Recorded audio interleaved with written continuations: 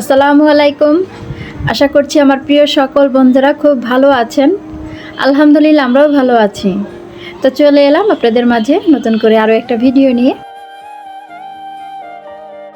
কয়েকদিন যাবৎ যে গরম পড়ছে, তো গরমের কথা আর কি বলবো।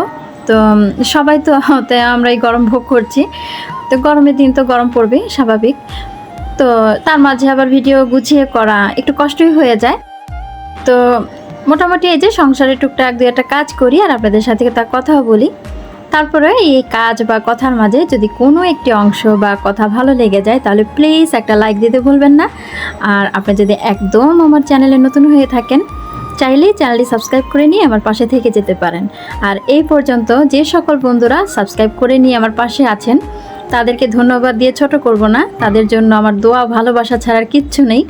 তো আমার এই ছোট্ট পরিবারের সদস্য হয়েছেন আপনারা, আর এই সদস্য হয়ে সবসময় পাশে থাকবেন। তো এটুকুন আশা আমি সবসময় আপনাদের কাছে করব। আজকের দিনটা কিন্তু আমার জীবনে খুব একটা বিশেষ দিন। এই দিনে অয়নের বাবার হাত ধরে তার ঘরে গিয়েছিলাম। তো এই দিনটা যেহেতু বিশেষ দিন, তবে খুব বিশেষভাবে যে পালন করি ঠিক তা না। ওই সংসারে টুকটাক কাজ করতে করতে এই দিনটা পার হয়ে যায়।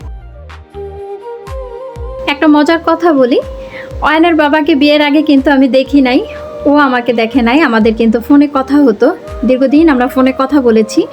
কোনো একটা সময় গিয়ে আমরা একদম মায়ায় পড়ে গিয়েছি। তো আমার আব্বা ছিল আমার বন্ধুর মতো। তো আমার আব্বাকে আমি সবটা বলি। তো আমার আব্বা সম্পূর্ণ খোঁজ খবর নিয়ে তারপরে বিয়েতে সম্মতি দেয়। তো দুই পক্ষ থেকেই কিন্তু আমাদের সম্মতিতে বিয়েটা হয়। তো অয়নের বাবাকে কিন্তু আমি একদম বিয়ের শেষেই দেখি। তো এখনকার যুগে এরকম ঠিক হয় কি না আমার মতো তো আমার জানা নেই। আমার বিয়ের কিন্তু এই যে 14 বছর পূর্ণ হলো। তো আমার কাছে না সবসময় ভিতরের সৌন্দর্যটাই বড় সৌন্দর্য। উপরের সৌন্দর্য নিয়ে খুব একটা ঘাটাঘাটি মাতামাতি আমি কখনোই করি না। তবে আমি না করলেও এই পৃথিবীর মানুষ কিন্তু উপরের রূপটা নিয়েই বেশি মাতামাতি করে। কালো না হলে কখনো বুঝতামই না যে সৌন্দর্যের কত কদর। তো কালো হয়ে জন্মানো হয়তো ভুল ছিল জীবনে, কিন্তু এই গায়ের রংটার জন্য অনেক কথা শুনেছি। আজ হয়তো আপনাদের সাথে দুইটা কষ্টের কথা বলেই ফেললাম। তো মানুষ কিন্তু উপরের রংটা দিয়েই সবসময় বিবেচনা করে, আসলে ভিতরের মানুষটা কেমন সেটা কখনোই কেউ খুব একটা তলিয়ে বা ভেবে দেখে না। তবে যারা মানুষ, যাদের মনুষ্যত্ব আছে, যাদের ভিতরে সুন্দর একটা মন আছে, তারাই শুধু বুঝতে পারে যে আসলে তার সৌন্দর্য শুধু রঙের উপরে না, তার ভিতরেও একটা মানুষ আছে।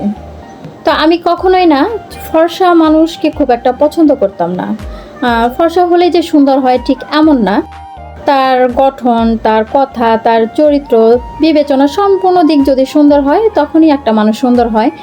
তবে আমার বিয়ের পরে আমি এতটুকুন শিখেছি কিছু মানুষের কাছ থেকে যে গায়ের রং ফর্সা হলেই নাকি খুব সুন্দর হয়।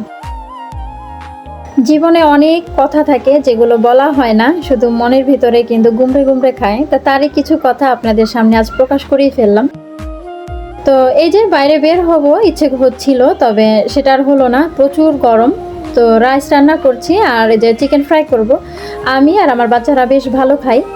তো অয়নের বাবার জন্য গরু গোশত রান্না করছি আর সাদা ভাত ডাল রান্না করব, ওটা খুব ভালো খায়। তো আজ একদম রেস্টুরেন্ট স্টাইলে কিভাবে চিকেন ফ্রাইটা আমি করি সেটাই আপনাদের সাথে শেয়ার করি। এখানে কর্নফ্লাওয়ার, ময়দা নিয়েছি, একটু খাবার সোডা নিয়েছি, জিরা, মরিচের গুঁড়ো, ধনিয়া আর গুঁড়ো, আর নিয়েছি লবণ। তো এই কর্নফ্লাওয়ারটা কিন্তু অবশ্যই লাগবে। ঘরে বসে রেস্টুরেন্টের স্বাদ পেতে গেলে কিন্তু এভাবে বানাতে হবে। তো দিলাম একটা ডিম, একটু ভিনেগার, পরিমাণ মতো সয়া সস, এখানে চিলি সসটা দিয়েছি, তবে এটা মিষ্টি সস, একটু সামান্য চিনি, না দিলেও চলবে, একটু লেবুর রস। এখন ভালোভাবে এটা মাখিয়ে নেব। যারা একটু ঝাল পছন্দ করে তারা কিন্তু চাইলে একটু মরিচের গুঁড়োটা বেশি দিতে পারে। আমার যেহেতু বাচ্চারা খাবে তাই এভাবে একটু অল্প দিয়েছি। আর এখন অল্প আছে, আস্তে আস্তে ভেজে নেব। এই পৃথিবীতে আমার মন খুলে কথা বলার মতো এই পৃথিবীতে দুইটা মানুষই ছিল, সেটা হলো আমার আব্বা আর আমার মা। তো আমার মায়ের সাথে আমার আব্বা ছিল আমার একদম বন্ধুর মতো।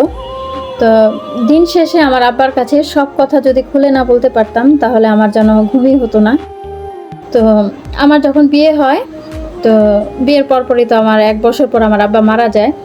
তো আমার আব্বা যখন মারা যায় আমি কিন্তু জানতাম না যে আমার আব্বা মারা গেছে। তো আমার শ্বশুরবাড়ি যেহেতু খুলনা, ওইখান থেকে আসতে আসতে আমার আব্বার কবর হওয়ার সময় হয়ে গেছে, একদম বেলা পড়ে গিয়েছিল। তো তার মুখটাও কিন্তু আমি ভালোভাবে দেখতে পারি নাই। তো মনের অনেক কথা আছে যেগুলো না বলা, যেগুলো বললে আমার আব্বার কাছে আমি অনেকটা হালকা থাকতে পারতাম, ভালো থাকতাম। তবে সেই না বলা কথাগুলো না সারা জীবন মনের ভিতরেই হয়তো রয়ে গেল। তা এমনও কিছু কিছু কষ্ট হয়তো অনেকের মনে চাপা থাকে, যেগুলো বলা যায় না, কিন্তু বলতে পারলে হয়তো ভালো লাগে। তো আমার জীবনে না আমি ভালো মানুষের সংখ্যা খুব কম দেখেছি, আর ভালো মানুষের সঙ্গও খুব কম পেয়েছি। তবে আমি কিন্তু মন থেকে যথেষ্ট আপনের মতো করেই সবার কাছে প্রেজেন্ট করতাম, কিন্তু সত্যিকার অর্থে কিন্তু সবাইকে ভালোভাবে সেরকম পাইনি। তো এটাই হয়তো ভাগ্য, এটাই হয়তো নিয়ম, জীবনে অনেকের সাথে এরকম ঘটে। প্রত্যেকটা মানুষের না নিজস্ব কিছু কথা থাকে, কষ্ট থাকে, যেগুলো শুধু একমাত্র নিজের জনকেই বলা যায়। তা আমি যেহেতু সেই জনটাকে হারিয়ে ফেলেছি, তো এখন বর্তমানে আমার অয়নের বাবা আছে, সুখ দুঃখ তার সাথে শেয়ার করি। তো জানি না কত বছর বা কত দিন, কতটা সময় তার সাথে থাকতে পারবো। দোয়া করবেন সুখে দুঃখে যেন এভাবে আমরা দুজন দুজনের পাশে থাকতে পারি, আর প্রত্যেকটা আল্লাহ দম্পতিকে যেন সুখী করে, সে দোয়া তো আমিও সবসময় করি, আজও করছি। তো মনে হচ্ছে কি বাইরে খুব ঝড় হবে, তো 2-1টা ফোঁটাও পড়ছে। তো যাই হোক, আজ আমার প্রিয়জনদের সাথে অনেক কথা বলে ফেলেছি, জানি না কতটা ভুল ত্রুটি করেছি। তারপর যদি কোনো কথা ভুল করে থাকি তাহলে প্লিজ ক্ষমা করে দেবেন। আজকের ভিডিওটা আর বড় করছি না, আপনাদের সাথে পরবর্তী ভিডিওতে কথা বলবো। সবাই ভালো থাকবেন, সুস্থ থাকবেন। আল্লাহ হাফেজ, আসসালামু আলাইকুম।